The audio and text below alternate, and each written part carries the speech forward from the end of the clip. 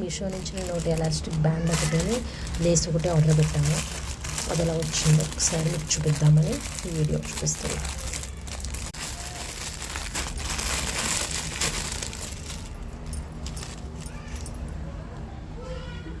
Quality అయితే బాగా వచ్చింది, బాగుంది.